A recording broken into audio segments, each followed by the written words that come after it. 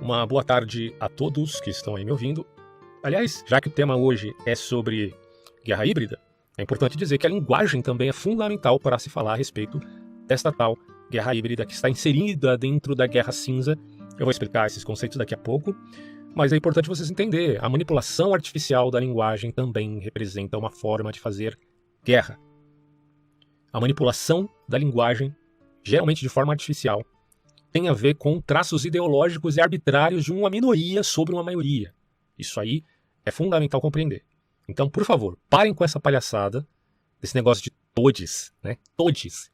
Que isso, cara? Porque eu saiba, Todd é um pauzinho de chocolate que existe por aí, mas não tem essa de todes. Por favor, né? Mas vamos lá, vamos falar sobre esse assunto. Primeiramente, eu tô aqui com um autor, Andrew Carmichael, ou Coríbico, né? Mais aportuguesado aí. Esse sujeito, apesar de ser um cara que, vamos colocar assim, ele é alinhado com Moscou, tá? Esse livro vai falar da guerra híbrida como uma abordagem adaptável e indireta. Mas a posição dele frente ao que está acontecendo na Ucrânia é lamentável, cara, lamentável, né? Querer defender a Rússia nos termos da sua própria teoria, sem considerar a concreção, a realidade. Mas vamos lá, olha que interessante as palavras dele. A excelência suprema consiste em quebrar a resistência do inimigo sem lutar. Na verdade, essas palavras não são do Andrew Coríbico. Essas palavras são do Sun Tzu. Mas é evidente que a Arte da Guerra está sendo um dos livros inspiradores da guerra híbrida. E aí esse autor, que até onde eu entendi é norte-americano, mas tem esse laço com Moscou, diz o seguinte: há mais de 2000 anos, o antigo estrategista militar chinês Sun Tzu, vou tirar aqui o microfone, estou muito perto. Então, há 2000 anos, o estrategista Sun Tzu percebeu que a guerra indireta é uma das formas mais eficientes de combater um inimigo. Então, assim, enquanto os Estados Unidos os militares americanos falam de guerra híbrida, os russos falam de guerra não linear. A gente vai ver que isso tudo se encontra numa teoria mais abrangente, certo? Até eles falam de guerra de nova geração, né? Um conceito mais russo do que americano propriamente dito, mas são conceitos conhecidos na área. E aí esse autor diz assim: ele permite que um oponente derrote seu adversário sem enfrentá-lo diretamente, economizando assim os recursos que teriam que ser gastos em um confronto direto. Atacar um inimigo indiretamente também pode prendê-lo e colocá-lo na defensiva. Então, claro que a guerra híbrida também contempla a ideia de uma guerra normativa. Não exclui isso, necessariamente. Mas, em via de se fazer uma guerra não linear, tem a tendência de tornar vulnerável o inimigo a outras formas de ataque. Também traz consigo um certo custo de oportunidade para o lado defensor, uma vez que o tempo e os recursos que eles gastam para lidar com o ataque indireto poderiam ter sido melhor aproveitados em outro lugar. Além das vantagens táticas, existem também as estratégicas. Pode haver certa restrição, por exemplo, alianças, paridade militar, etc., que impedem uma entidade de lançar diretamente hostilidades contra outra. Nesse caso, a guerra indireta é a única opção para desestabilizar o outro. Nos dias atuais, as armas de destruição em massa e o mundo multipolar emergente, aqui ele está concordando com Alexander Dugin aqui, né? Impõe limites ao confronto direto entre as grandes potências. Embora os Estados Unidos ainda mantenham as forças armadas convencionais mais fortes do mundo, a paridade nuclear que compartilha com a Rússia serve como um lembrete de que a unipolaridade tem seus limites. Além disso, o sistema internacional está se transformando de tal forma que os custos políticos e físicos de travar uma guerra convencional contra certos países, por exemplo a China, o Irã, etc., estão se tornando um fardo muito pesado para os tomadores de decisão americanos, tornando essa opção militar menos atraente. Sob tais circunstâncias, a guerra indireta adquire um valor elevado no planejamento estratégico e sua aplicação pode assumir várias formas. A guerra direta do passado pode ter sido marcada por bombardeiros e tanques, mas se o padrão que os Estados Unidos aplicaram atualmente na Síria e na Ucrânia, aí você vê que o cara está invertendo as coisas aqui, porque quem está fazendo guerra híbrida na Ucrânia é a Rússia. Isso aí já desde um pouquinho antes de 2014, quando eles anexaram a Crimeia. Então, assim, eu vou falar de outro livro para vocês aqui, expondo que a verdadeira guerra híbrida é o que a Rússia fez com a Ucrânia, mas aí o cara de pau aqui vai dizer, olha, os Estados Unidos aplicaram atualmente à Síria e na Ucrânia uma indicação sobre isso, então a guerra indireta no futuro será marcada por manifestantes e insurgentes. Ele está falando isso porque ele está colocando as revoluções coloridas, que tentam derrubar ditadores e fomentar vamos colocar assim, a grosso modo, né, uma sociedade democrática, e tudo isso é implantação do imperialismo americano. Eu acho uma grosseria pensar dessa forma, mas é o que ele está colocando aqui. Alguns pontos têm que ser bem esclarecidos aqui, é o que eu pretendo fazer nesse vídeo. E aí ele continua dizendo: sobre tais circunstâncias, a guerra indireta adquire um valor elevado do planejamento estratégico. E as quintas colunas, ele coloca dessa forma, serão formadas menos por agentes secretos e sabotadores secretos e mais por atores não estatais, que se comportam publicamente como civis. Então é a revolução a dos civis. Ou seja, não são os Estados-nação interferindo, fazendo guerra híbrida, e sim pessoas comuns. É a guerra acontecendo em toda a esfera da sociedade. Algumas pessoas chamam isso de guerra de quinta geração. Eu chamo de guerra dos quintos dos infernos. Porque o que vai acontecer é que tudo vai virar motivo de guerra. Em outros termos, tudo vai virar vai ter uma motivação política. Olha que coisa desastrosa a arte, a bondade, a beleza, o estético, o bem, o ético, a verdade, tudo submetida a conveniências políticas, a propagandas cinzas. Meu Deus, que mundo é esse? Bom, ele continua dizendo: a mídia social e tecnologia semelhantes substituirão as munições guiadas com precisão como a capacidade de ataque cirúrgico do grupo agressivo.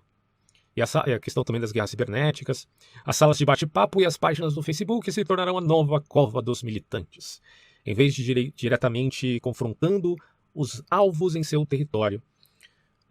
Conflitos por procuração serão travados em suas proximidades para desestabilizar sua periferia. Ocupações tradicionais podem dar lugar a golpes e operações indiretas de mudança de regime que são mais econômicas e menos sensíveis politicamente.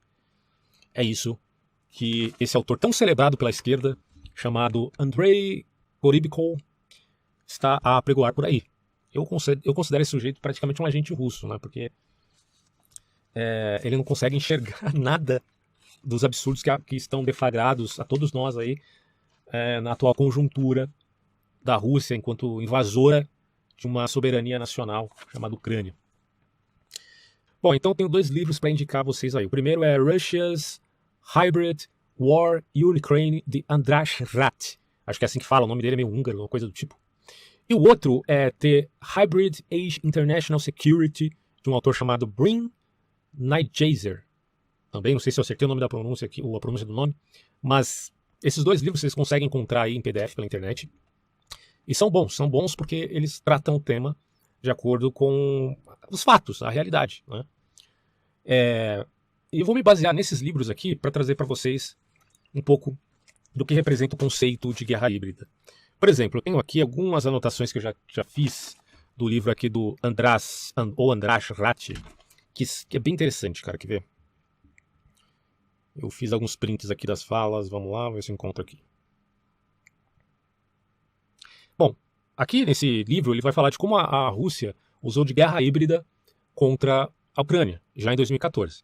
Ele vai dizer assim: o uso do termo guerra híbrida não ganhou força até o verão de 2014, embora houvesse várias menções antes disso. O general holandês Frank Kappen chamou as operações russas de guerra híbrida. Em 26 de abril de 2014, o cientista político russo, ex-assessor do presidente Vladimir Putin, Ilarilovich, uma coisa assim, ou melhor, né, Ilarionov, exatamente, também mencionou o termo em junho de 2014, apontando a importância da guerra de informação nesse novo mundo. Aí ele diz: um avanço no discurso veio quando a OTAN decidiu adotar a expressão. A OTAN adotando a expressão guerra híbrida por causa da Rússia, e não o contrário. Em um vídeo de revisão da OTAN, publicado em 3 de julho de 2014, essa organização declarou publicamente que esta nova forma de guerra está acontecendo no mundo e se chama guerra híbrida, e já apareceu em outros contornos, antes até mesmo da anexação da Crimeia pela Rússia. A outra parte que eu anotei aqui, ele diz: a declaração da cúpula do País de Gales descreveu a guerra híbrida como uma ampla gama de medidas militares, paramilitares e civis, abertas e encobertas, empregadas num projeto altamente integrado. O texto completo aqui, porque eu peguei só o trecho, mas ele vai dizer assim: um avanço no discurso veio quando a OTAN decidiu adotar essa expressão, tal. Aí ele diz: mais de uma vez, e como termo abrangente e bem elaborado durante a cúpula do País de Gales da OTAN, no final de dezembro, aí que eles falam a respeito dessa expressão. Outra fala aqui: além disso, eles preveem que as guerras futuras podem se esperar o uso generalizado de formas não tradicionais de combate, como armas capazes de influenciar o clima ou desencadear terremotos, bem como o aumento do uso de sistemas de armas robotizadas e possivelmente autônomas. Por isso que eu falo para vocês, quando a gente fala assim de um mundo tecnocrático, de um mundo super avançado, onde a tecnologia vai facilitar profundamente a nossa vida, onde as doenças serão curadas, onde os homens serão imortais. Imortais daquele jeito, né? Não vai morrer de doença nem de velhice, mas pode morrer de outra coisa. Imagine que o avanço tecnológico ele anda com passos próximos do avanço também dos conflitos e das guerras. Então, aí é que mora o problema. Quanto maior o avanço tecnológico, maior será o avanço tecnológico também para a guerra.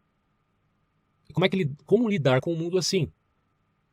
Enquanto existirem no planeta Terra autocracias, vai ser muito difícil fazer aquilo que Aldous Huxley chamava de Admirável Mundo Novo. Porque para fazer o Admirável Mundo Novo, meu amigo, você teria que ter uma civilização super avançada, quase extraterrestres, e você teria os selvagens indígenas que moram fora e que vivem por conta própria, mas que não têm tecnologia nenhuma, certo? E aí o Huxley pensou bem, né, a distopia dele. Agora, no que concerne, aliás, essa distopia que tanto inspirou o nosso amigo aqui, Yuval Noah Harari, para escrever a obra dele, Homo Deus, né? Homo Sapiens e Homo Deus. Tem até uma passagem no Homo Sapiens, no livro Sapiens, aliás, né? O nome do livro é Sapiens, onde ele vai dizer que não entende por que Huxley achava que o Admirável Mundo Novo seria uma distopia. Você veja os best-sellers de hoje, né? Quem são? Bom, mas enfim. O que acontece aqui é que a guerra híbrida implica uma guerra em todas as esferas. É a guerra do quinto dos infernos.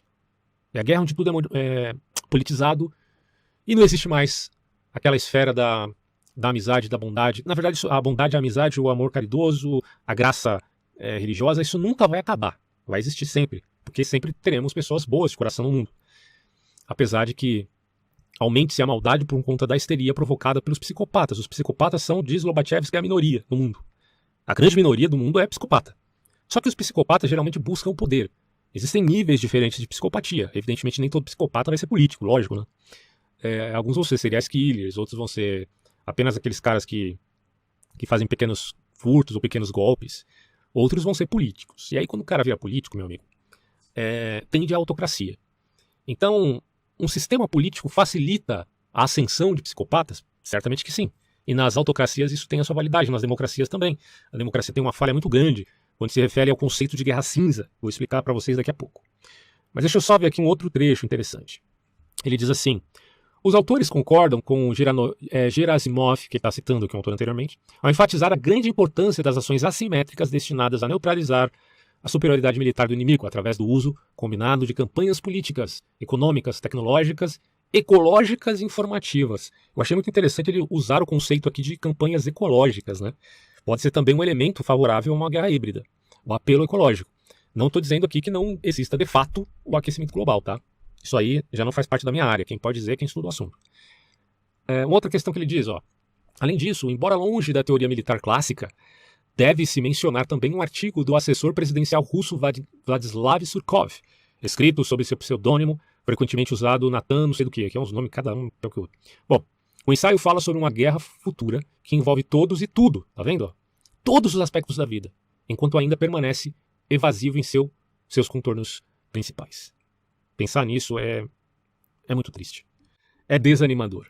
Mas a esperança, acalme-se, sempre tem uma forma de resistir a tudo isso. Outro texto que ele diz aqui, eu estou na parte 4 desse livro, porque eu estou lendo ele pelo celular, então está dividido em 4 partes. Ele diz assim, o general russo, ele está citando, né, no decorrer da descrição, argumentou que a importância dos meios não militares para alcançar objetivos políticos e estratégicos aumentou. Além disso, muitas vezes são mais eficientes do que apenas as armas. E aí ele diz, a transmissão sistemática de materiais psicologicamente e ideologicamente tendenciosos, de natureza provocativa, misturando informações parcialmente verdadeiras e falsas. E veja, é fundamental que uma desinformação tenha meias verdades. É fundamental. Isso é o tipo de propaganda que nós chamamos de propaganda cinza. O custo de uma propaganda negra é muito grande quando descoberta a falsidade daquela informação. Então a propaganda cinza aí terá mais eficácia. Mas eu não expliquei ainda o que é propaganda branca, cinza e preta. Vou explicar. Já vou explicar. Fiquem calmos aí. O autor continua dizendo aqui, podem resultar em psicose em massa. Então tem uma guerra psicológica envolvida. É a ideia de você subverter um país-alvo, um público-alvo, que é desse país, Em via de causar, ele chama aqui de psicose em massa, desespero e sentimentos de destruição. Para quê? Para minar a confiança no governo interno e nas forças armadas, e em geral levam à desestabilização das situações naqueles países, que se tornam objeto de guerra de informação, guerra narrativa, criando um solo fértil para a ação do inimigo. Agora, é assim, guerra híbrida geralmente ocorre de uma nação contra outra nação, mas não necessariamente. Uma guerra híbrida pode acontecer, por exemplo, entre Israel e Hezbollah. Hezbollah é uma nação? Não. Hezbollah é um grupo terrorista, na verdade, mas ele conseguiu fazer uma guerra eficiente contra Israel usando as técnicas de guerra não convencional, que eu vou explicar daqui a pouco também, mas que tem a ver com guerra híbrida. E não são só agentes terroristas ou agentes estatais. Você pode ter vários players nesse jogo de guerra híbrida que tenham tendências ou ideológicas ou tenham poder para financiar certas polarizações internas em determinados países alvos também. Isso acontece porque não são só os players estatais que estão no jogo da guerra híbrida. Outro ponto que ele vai dizer aqui, ó, que interessante. Ele diz assim: no entanto, a definição acima mencionada não foi adotada por todos. Em 2012, uma coleção inteira de ensaios foi publicado sobre guerra híbrida. E ele diz: um conflito envolvendo uma combinação de forças militares convencionais e irregulares. A guerra irregular representa a guerrilha, a insurgência, terrorismo. Mas, veja bem, não necessariamente a guerrilha se vincula ao terrorismo. O terrorista pode ser guerrilheiro, mas nem sempre o guerrilheiro será terrorista. O insurgente pode ser guerrilheiro e terrorista, mas nem sempre o insurgente será terrorista ou guerrilheiro. E aí ele diz que pode incluir atores estatais e não estatais, é o que eu acabei de falar, visando alcançar um objetivo político comum. Aí ele diz: as táticas de guerrilha e da guerra urbana foram aperfeiçoadas pelo revolucionário esquerdista brasileiro Carlos Marighella. Olha que interessante isso aqui, ele está falando do Marighella, isso está no livro, repito aqui, Russia's Hybrid War in Ukraine, do András Hrach. Esse livro que está em inglês, está citando aqui um brasileiro, olha que honra, né? Esse brasileiro é um guerrilheiro que também, nesse caso, combina com o terrorismo, tá? Não separa, que é o Carlos Marighella. Aí você veja, né? Aqui no Brasil o pessoal faz filme do Marighella e tá tudo bem, tudo bonito, ninguém fala nada. As pessoas até aplaudem. Meu amigo, as pessoas estão aplaudindo gente que ajudou intelectualmente a formatar táticas de guerrilha e terrorismo. E aí um cara que é um inocente útil, para não dizer outra coisa, ele faz um filme dessa figura aqui e coloca o cara como um herói. E ninguém diz nada aqui no Brasil, tá tudo bem, porque aqui no Brasil o que impera é o analfabetismo funcional, desde a cadeira da presidência da República até o baixo escalão em todas as esferas da sociedade. Felizmente tem muitas pessoas que se salvam aqui no Brasil, porque a gente tem acesso à informação ainda. E não é difícil você pegar um livro e começar a ler, né? Não é tão difícil assim. Eu não estou dizendo que todo mundo tem que ser também leitor, assíduo, né? Pô, tem gente que está preocupado com o seu próprio trabalho, com a sua própria função, com as suas próprias coisas, que não tem a ver com guerra nenhuma, né? Eu entendo isso, mas estou falando assim de gente que está dentro do debate público, mas mesmo assim são analfabetos funcionais. Meu amigo, não dá para você parar um pouquinho e ler livros se você está envolvido com o debate público? É o mínimo que você pode fazer em prol de trazer a narrativa verdadeira. E aí faz filmes sobre Carlos Marighella, tornando esse Marighella um herói, quando na verdade ele é culpado de aperfeiçoar as táticas revolucionárias. É loucura isso, né, bicho? É loucura. Bom, e tem outro trecho aqui que vai dizer assim, ó, quer ver? Lenin falou abertamente sobre a necessidade de assassinar os líderes políticos e militares do inimigo, afirmando que o extermínio implacável de chefes civis e militares era nosso dever durante uma revolta. Então assim, né? Olha como Lenin era bonzinho e com quem o Stalin aprendeu a fazer aquelas merdas que ele fez lá em Holodomor. Tá aí, né, cara? Se você acreditar que Lenin e Trotsky eram bonzinhos, que Stalin é o grande mal da história, por favor, né, caia na real. Outro trecho, ele diz assim: insurreição em massa. Ó, vamos começar do início aqui. Uma nação que deseja conquistar sua independência não pode se restringir aos métodos comuns de guerra. Insurreição em massa, guerra revolucionária, destacamentos de guerrilha em todos os lugares. Esse é o único meio pelo qual uma pequena nação pode superar uma grande, por meio do qual um exército menos forte pode ser colocado em posição de resistir a um mais forte e melhor organizado. É a questão da guerra assimétrica, tá? A guerra assimétrica tem a ver com a ideia de que você não pode lidar diretamente com um poderio armamentício maior que o seu. Poderio bélico, digamos assim. Tem muita coisa nesse livro, eu não vou poder ler tudo, tá? Mas é só para vocês terem uma ideia do que representa aquilo que a Ucrânia enfrentou em 2014 e está enfrentando agora. É uma guerra híbrida. E aí já passou da guerra de subversão, porque os agentes russos estavam sendo implementados ali na Ucrânia. E mais do que isso, misturados entre os civis, porque vocês vão entender que a coisa está vinculada a uma guerra de narrativa, de informação e desinformação, de subversão, e também bélica. Tem a ver também com a invasão. E o Putin acabou se antecipando, sabe-se lá por quê? Tem gente que diz que o Putin está doente, e daí ele decidiu partir para os finalmente, né? Mas a gente não sabe se a coisa já estava em maturação, ou se estava despencando as estratégias do Kremlin. O fato é que hoje ele está sendo muito mal visto pela sua atuação, até porque a guerra híbrida já tinha sido deflagrada desde 2014 pela inteligência de outros países, como no caso dos Estados Unidos. Bom, então eu preparei aqui um resumo para passar para vocês o significado mesmo dos conceitos vinculados à guerra híbrida.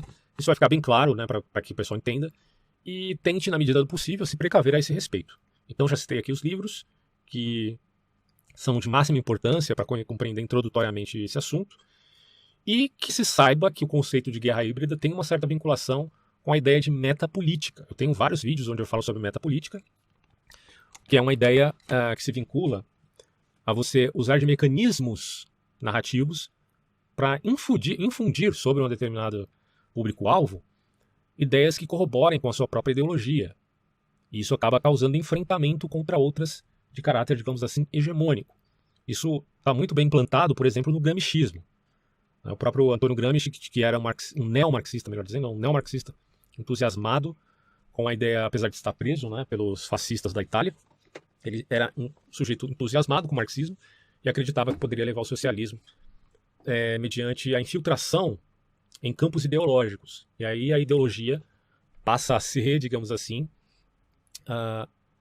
uma espécie de oportunidade para que essa matéria socialista, essas ideias, essas utopias socialistas se implementem em todas as esferas sociais. Então tem muito a ver com metapolítica e com contracultura, a gente vai abordar isso daqui a pouco. Eu vou explicar então cada um dos conceitos que fazem parte da guerra híbrida e aí a gente finaliza esse áudio, tá? Então, uma guerra híbrida, por exemplo, ele vai ter a guerra convencional, que é tática de campo de batalha entre Estados-nação. É a guerra como sempre foi, certo? Quando a gente fala, por exemplo, de guerra convencional, a gente está falando de uma guerra que usa os meios tecnológicos mais efetivos da sociedade, mas nem tanto, porque tem armas que são possíveis serem utilizadas numa guerra, mas que são consideradas criminosas. Então, existe ética de guerra? Sim, porque se existe crime de guerra, a gente tem que admitir que há um direito internacional no que corresponda indiretamente também uma ética que fale daquilo que é adequado ou não dentro de uma guerra. E há crimes de guerra e há heroísmo dentro da guerra. No caso do uso de armas como armas biológicas e químicas, isso é um crime de guerra. Armas nucleares também. Essas ameaças que o Putin faz com armas nucleares, uma arma nuclear não é uma arma convencional para uma guerra convencional. Tá? As armas químicas que foram utilizadas ali por Bashar al-Assad na Síria, eu não sei se vocês lembram desse caso, mas chegou a matar milhares de crianças. Parece que foi usado próximo do colégio, não me lembro muito bem, mas eu lembro do retrato das crianças todas caídas ali pelo gás sarin, certo? E tudo indica que isso foi usado pelo governo do ditador Bashar al-Assad, não pelos insurgentes e muito menos pelos terroristas do Estado Islâmico, que são até piores do que o Bashar al-Assad, mas quem usou arma química parece que foi o governo. Enfim, também é um tema aí que precisaria me aprofundar mais para saber em que pé andou essas investigações. Mas que a arma química foi usada, foi. Bom, então se você tem a guerra convencional, na guerra híbrida você vai ter também o lawfare. Lawfare é aquilo que se refere ao uso da lei positiva por conveniência política. Já explico isso daqui a pouco. Muitos acusaram a Lava Jato, inclusive esse sujeito aqui chamado Andrew Horribico. Esse cara aqui, meu amigo, ele acusou a Lava Jato e o Sérgio Moro de fazer parte de um plano americano para implantar uma acusação indevida contra o ex-presidente Luiz Inácio Lula da Silva. Por isso que ele é tão aclamado pela esquerda. Quando a esquerda vê um autor internacional falando contra o imperialismo americano, sendo este mesmo americano, aí os olhinhos deles começam a brilhar. Que conveniência maravilhosa. Né?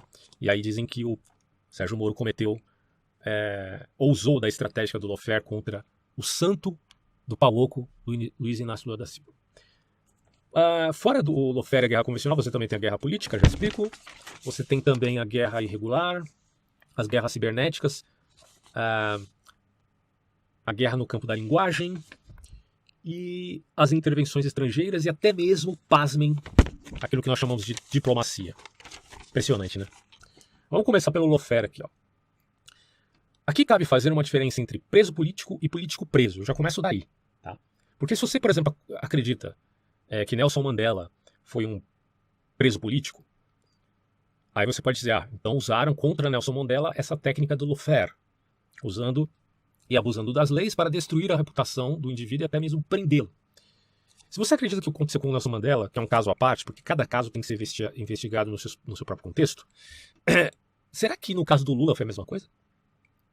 Porque muita gente chama o Lula de preso político, não é à toa. Chamar o Lula de preso político implica em dizer que ele foi vítima do lawfare. Entende isso agora? Só que nós, aqui no Brasil, comumente chamamos o Lula de um político preso, que está solto por uma conveniência, por um golpe, como disse o Barroso, apesar de todos os defeitos do ministro do STF, Barroso, ele foi um dos caras que apoiou a Lava Jato até o fim. E, portanto, considerando que o Lula é um político preso, não um preso político. Quem acompanhou o que aconteceu na Itália conhece o filme da reação da corrupção. 1. Mudança na legislação ou na jurisprudência. 2. Demonização de procuradores e juízes. E 3. Tentativa de sequestro da narrativa e de cooptação da imprensa para mudar os fatos e recontar a história. Na Itália, a corrupção venceu e conquistou a impunidade. E não por acaso.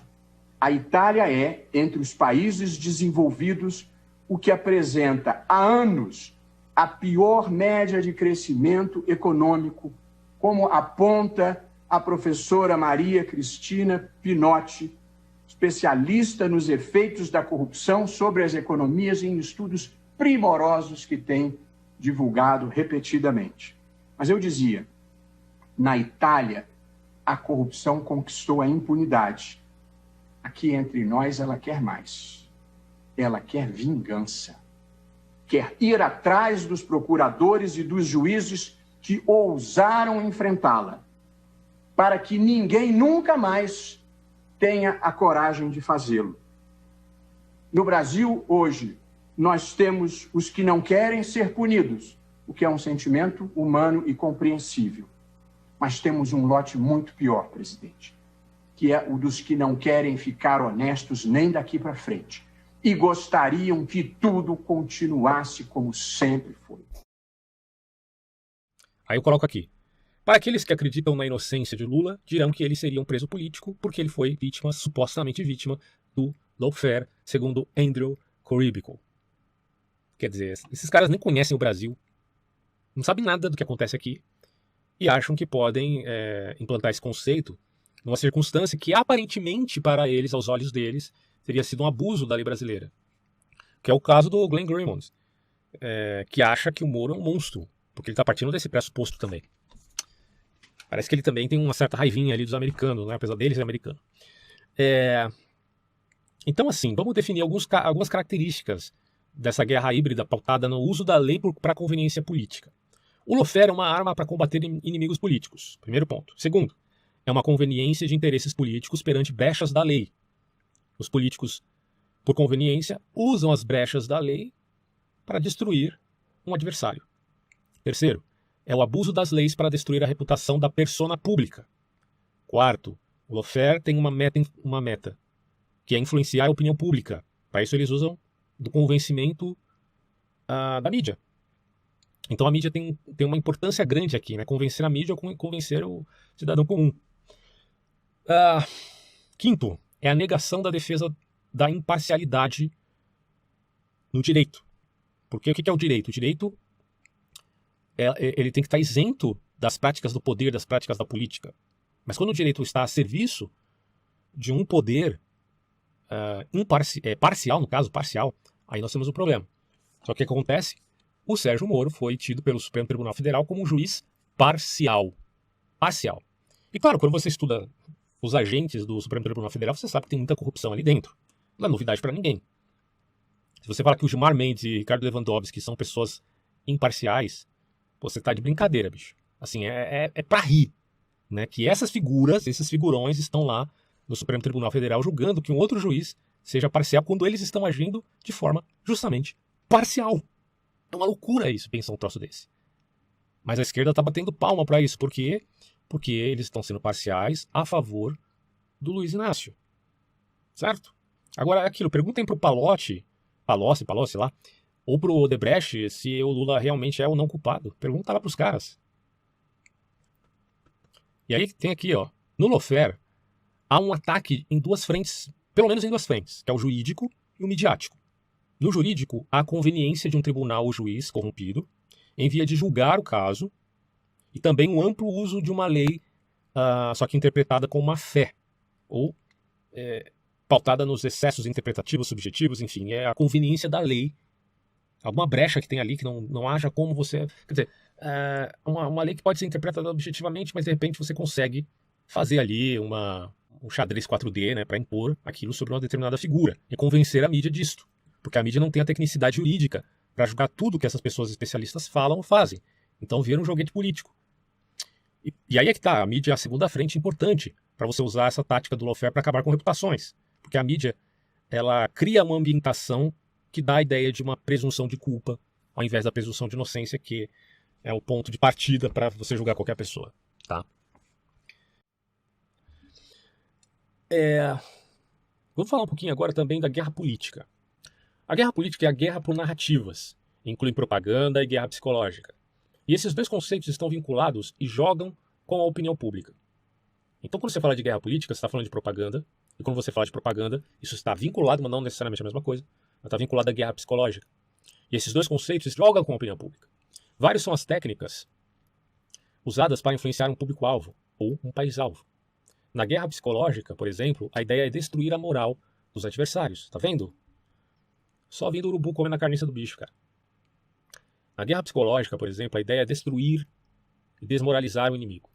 E aqui no Brasil, a chamada terceira via é alvo de dois grupos sectários que agem na guerra psicológica e na propaganda. E aí faça, por favor, uma diferenciação entre propaganda aqui, enquanto ideologia, e propaganda enquanto publicidade. Ou há quem faça essa diferença de propaganda e publicidade. Teve até um rapaz que comentou ali no meu vídeo.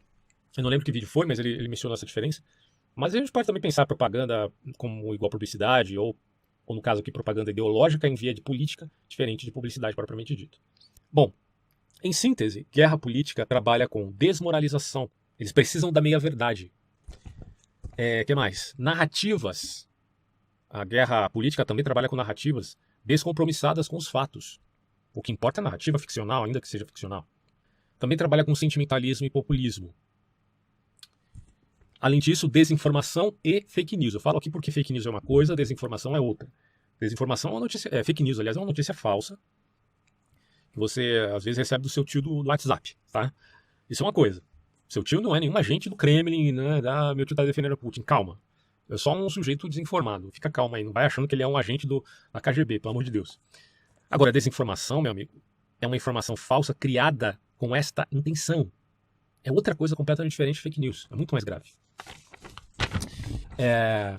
E aí eu faço a diferença agora de propaganda branca, cinza e negra. A propaganda branca, não confundir com publicidade, repito aqui, a propaganda branca é geralmente vinculada a notícias verdadeiras, mas se vale ou de eufemismos ou de hipérbole. Em outros termos, é tendenciosa, diante de um dado realístico. Porém, não é fortemente tendenciosa, tá? Por que a propaganda branca tem um poder maior do que a propaganda cinza e do que a propaganda negra? Porque a propaganda branca... É que tem PR e um BR aqui, meio difícil de falar pra mim. A propaganda branca, ela tem força, porque é uma notícia real, que é tão fundamental para você reconhecer aquele seu inimigo como alguém detestável. E convencer as pessoas que estão assistindo dizendo que, de fato, essa pessoa é detestável. E a propaganda cinza? Ela tem menos poder que a branca, porque ela é uma propaganda que parece apresentar argumentos legítimos. Na propaganda cinza pode ter meias-verdades ali. Mas a origem da informação geralmente é ocultada. Por que isso acontece? Vou te dar um exemplo bem simples. Você lê uma notícia sobre a corrupção na Ucrânia. Aí, de repente, você lê aquilo, se convence de que aquilo é verdade, porque era uma notícia de uma agência, sei lá, até de um articulista brasileiro. Mas aí quando você realmente vai pesquisar a fundo e ver a fonte, você percebe que a fonte é russa. Aí você, peraí, a fonte é russa, tá falando da Ucrânia? E a Rússia tá fazendo guerra contra a Ucrânia, então, peraí, será que não é desinformação? Então faz parte da propaganda cinza ocultar a fonte que arquitetou aquela notícia e propagá-la. Mas é importante que a propaganda cinza tenha alguma verdade, né, que possa ser vinculada a uma grande mentira, a uma grande hipérbole. Então, se a propaganda branca tem uma tendenciosidade fraca, a propaganda cinza tem uma tendenciosidade forte. Não é necessariamente mentira, mas tem uma tendenciosidade forte e pode ter mais mentira do que verdade. E a propaganda negra? Ela é inerentemente enganosa.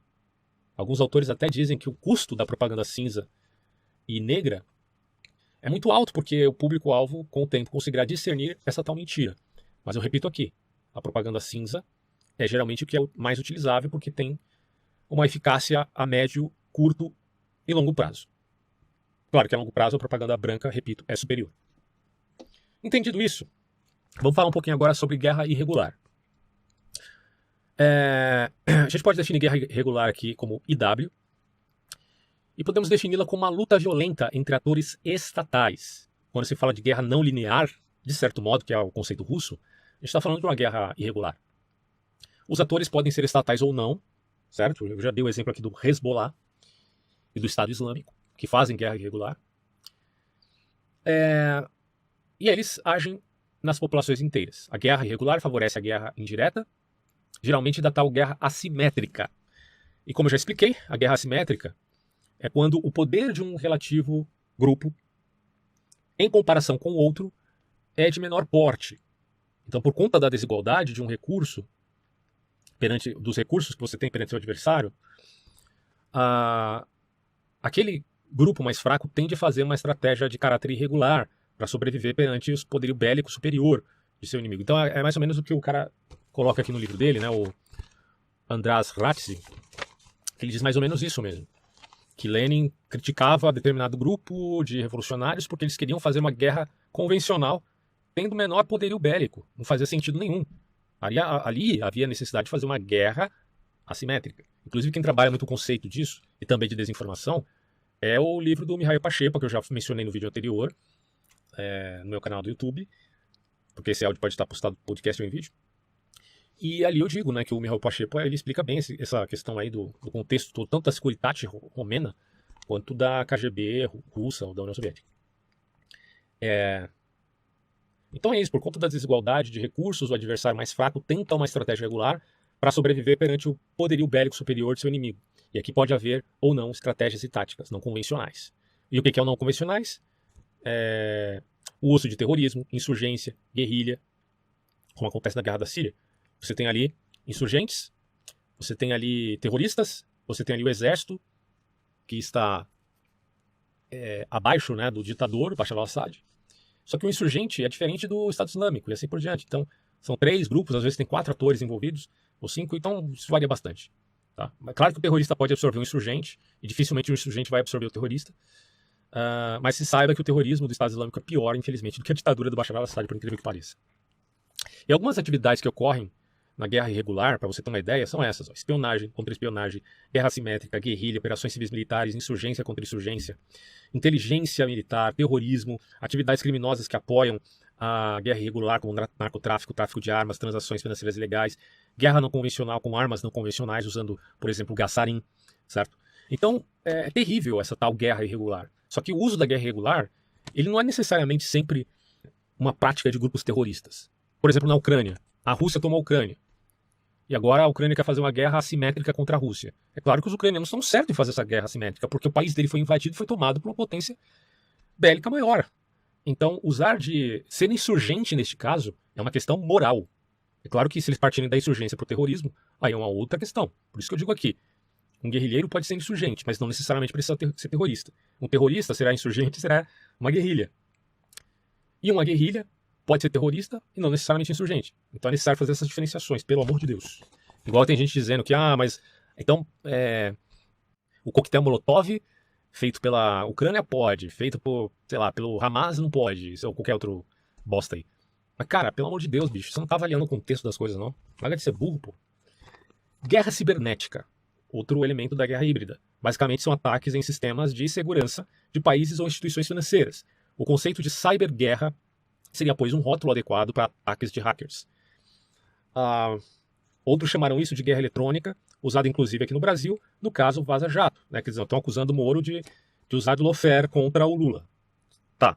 Só que em resposta, porque eu não acredito que foi lawfare coisa nenhuma, mas em resposta, o que a esquerda fez? A esquerda que gosta de usar o conceito de guerra híbrida, acuse-os daquilo que você faz. Porque o que eles fizeram, ou supostamente alguém vinculado à esquerda fez, foi hackear as conversas da Lava Jato. As conversas do juiz e do promotor. E aí, isso abriu brecha para a interpretação da defesa lulista de que estaria, enfim, sofrendo lawfare. Porém, eu destaco aqui, o lawfare é no máximo, segundo esse discurso da defesa de Lula, uma propaganda cinza, porque partiu de meias verdades. Quer dizer, você tinha de fato o diálogo entre o promotor e o juiz. Agora, teve alguma prova forjada ali nesse diálogo? Não, nada absolutamente. Então é isso, cara. O que a gente vê é a propaganda cinza até mesmo para você usar do discurso da guerra híbrida como lawfare, mas usando uma guerra de caráter cibernético. Aí eu coloco assim, essa guerra eletrônica entre nações, não só no campo civil, mas no campo assim militar entre um estado e outro, é muito comum. E muitas vezes é respondida com ação militar cinética. Só que o cinético aqui é um eufemismo para ataques militares efetivos. Certo? Então, isso tem que ficar claro. Intervenções estrangeiras é um outro elemento aqui da guerra híbrida.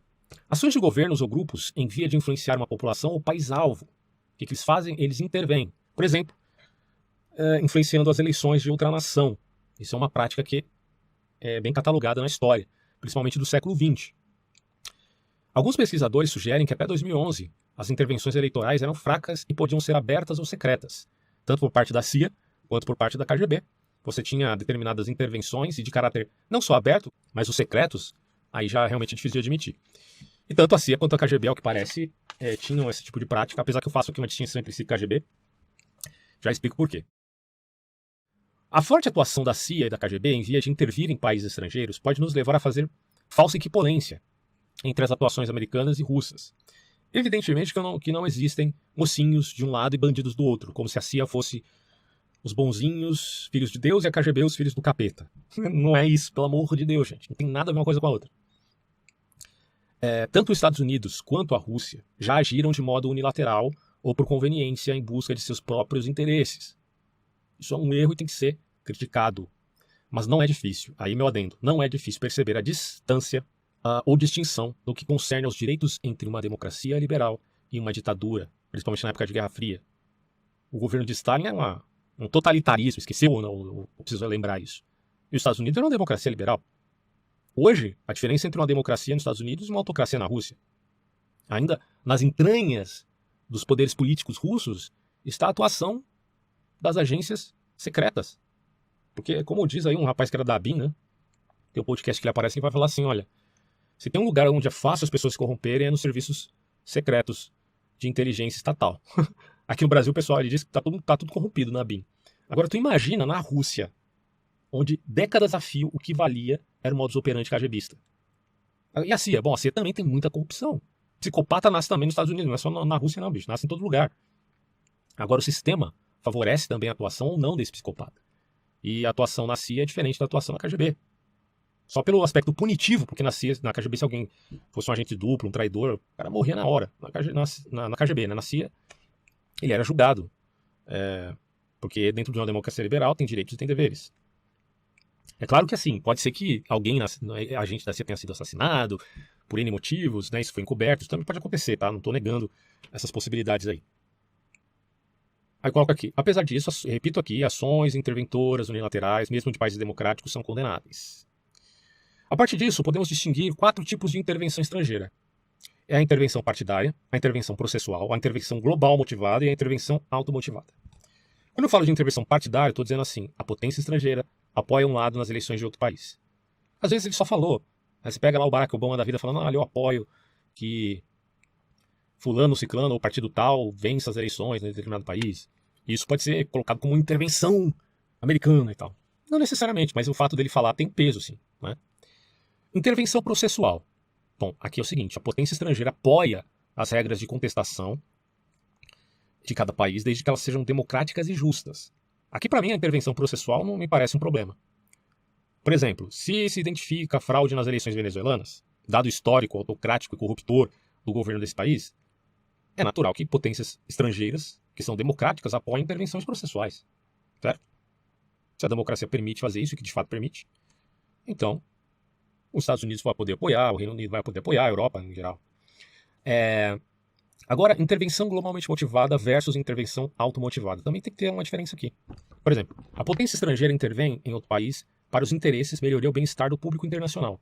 Ora, se existe um regime unipolar no mundo, e os Estados Unidos basicamente tem um poderio militar maior que existe, e tem que proteger até a Europa contra a União Soviética na Guerra Fria, pensa só. É claro que eles vão intervir, pô. O papel deles é esse, por conta de circunstâncias que levaram a isso, certo? Então, assim, intervenção globalmente motivada é isso. A potência estrangeira intervém por interesses internacionais, não só do seu sítio. Agora, se a intervenção for automotivada, a potência estrangeira intervém em outro país para promover seus próprios interesses, como a Rússia no caso da Ucrânia, aí é problemático. Ou as pessoas também acusam os Estados Unidos em relação ao Iraque por interesse, por busca de petróleo, coisa do tipo. Essas coisas são graves. Essas coisas têm que ser denunciadas, tá? No caso do Iraque, eu precisaria estudar mais a fundo como foi realmente o que aconteceu ali, mas eu sei que teve uma ação quase unilateral, apenas, se não me engano, o apoio do Reino Unido na época. Preciso estudar um pouco mais sobre isso. E na diplomacia? A diplomacia também está dentro da inferência aqui da guerra híbrida? Sim.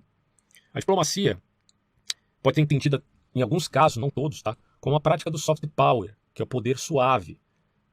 E ela representa, basicamente, uma tática também que envolve a guerra política.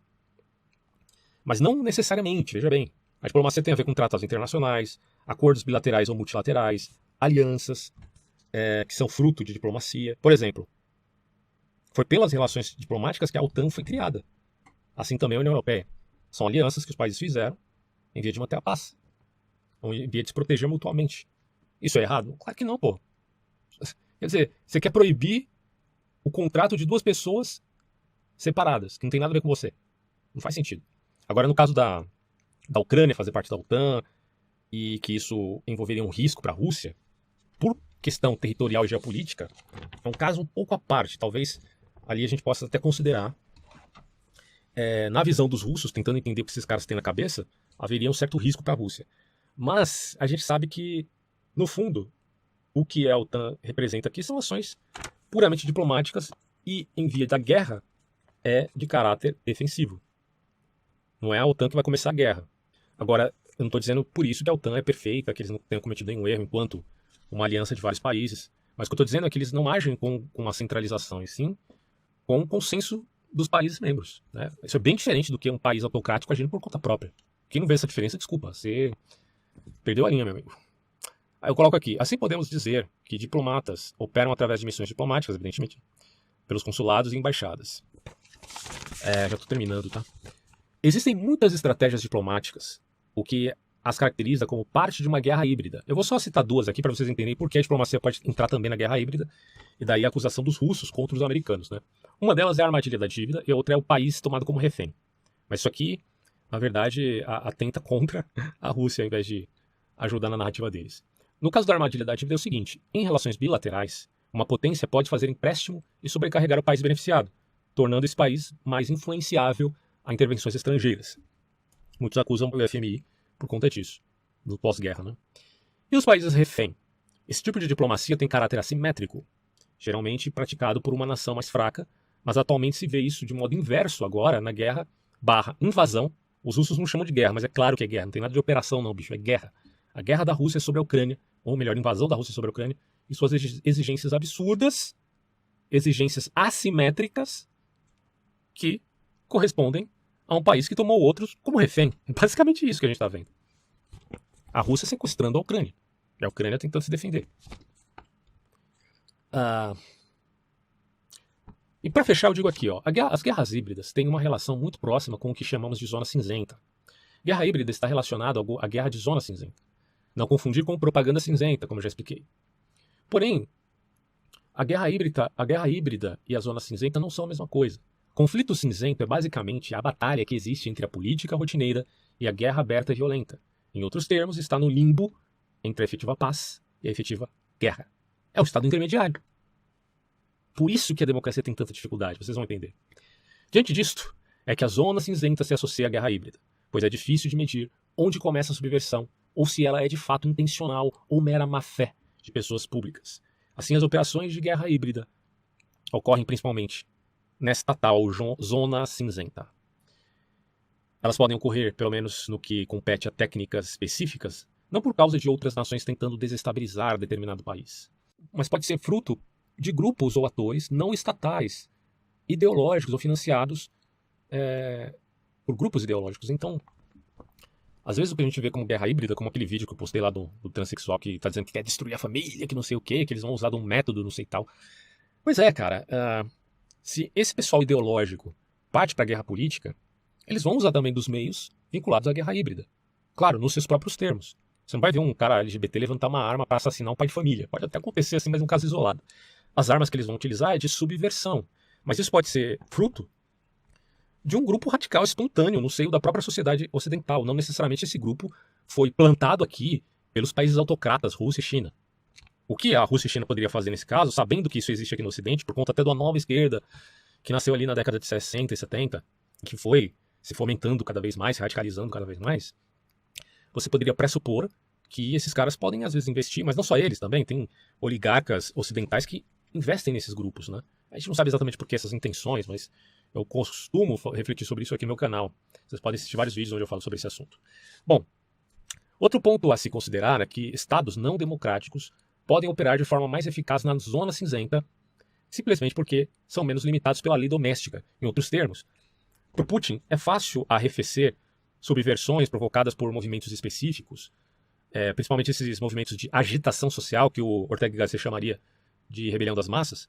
As rebeliões das massas, para quem não entendeu ainda, é a melhor forma para você manipular a psicologia das massas e tornar essa massa um idiota útil, um imbecil, se diz aí um inocente útil, para não ser muito pejorativo aqui, um inocente útil, e levá-lo por conveniência dos seus planos, dos seus interesses, dos interesses de uma determinada oligarquia. Perceba que estados democráticos têm profunda dificuldade em lidar com a guerra cinzenta, porque todo o seu sistema jurídico está vinculado a lidar com conflitos no sentido da guerra e da paz. O intermediário, nesse caso, vez ou outra será confundido com direito e demagogia e será chamado de democracia. Esse é o problema da democracia. Ela está submetida a determinado nível de demagogia e não tem como calcular isso claramente. Mas não por isso que a gente tem que admitir uma autocracia, pelo amor de Deus. A gente tem que lidar com os problemas que a democracia apresenta, fazer o quê? Aí eu coloco aqui, daí o problema das democracias em lidar com a guerra cinza, pois ora serão acusados de exagerar na sua repulsa pela demagogia, outra hora de agir com leniência por essa atuação da guerra híbrida e assimétrica em zona cinza. Dito isto, podemos dizer que para subverter países alvos, os players, estados ou grupos específicos variados usam do ferramental não convencional das guerras híbridas. Ferramental não convencional porque é uma guerra não linear. Um exemplo disso é a contracultura, que também é um elemento dentro de vários que aparece na guerra híbrida. Não é o único, hein? Contracultura não é a única forma de fazer guerra híbrida, como vocês já perceberam aqui. Mas também a propaganda está vinculado, e mais do que isso, a desinformação. E aí a destruição de reputações, ameaças econômicas, desmoralização, etc, etc, etc. O que tem mais aqui? Sim, aí para fechar eu coloquei aqui, né? A guerra híbrida, ela pode ser também no campo da linguagem, algo previsto por George Orwell em sua obra 1984, onde a novilíngua serve para corromper a inteligência, limitando tanto a sinonímia quanto a antonímia. Se vocês quiserem entender melhor sobre isso, vejam meu vídeo que eu falo sobre Orwell 1984 e Huxley, O Admirável Mundo Novo. Recomendo muito esse áudio, esse vídeo para vocês assistirem. E por fim eu digo assim, muitos dizem que num futuro próximo as guerras vão envolver novas abordagens como a climática, em outros termos seria como mandar um furacão para outro país, um terremoto e tal, mas isso é apenas especulação futurista. E é fato que quando você ouve falar sobre guerra híbrida, muito material de esquerda foi produzido, e eu não estou aqui querendo acusar todas as pessoas de esquerda de serem insinceras, não sei se existe a palavra insincero, mas de serem falsas, ser uma fraude. Não acho que todo mundo seja uma fraude aí. Mas eu considero que eles estão errando muito quando eles se colocam a favor de países autocráticos em via de lutarem com esse tal suposto imperialismo americano, que é praxe desses professores de ciências humanas, certo? Principalmente ciências humanas. Então, fique atento quanto a essas questões. A coisa do acuse do que você faz, às vezes acontece.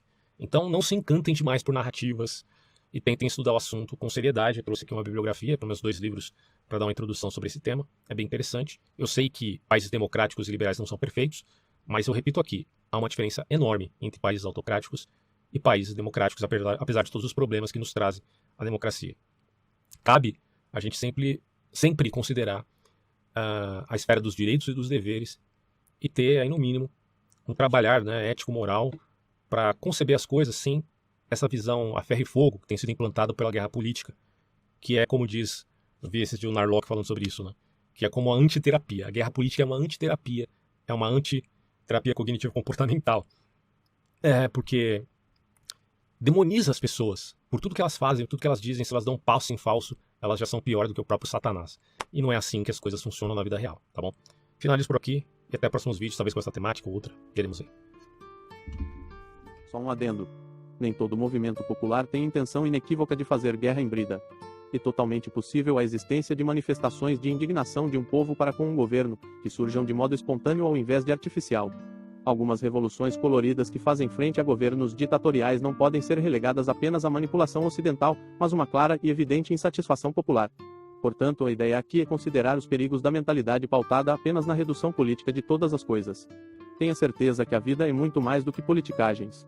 Diferentemente do que diriam Protagoras da vida.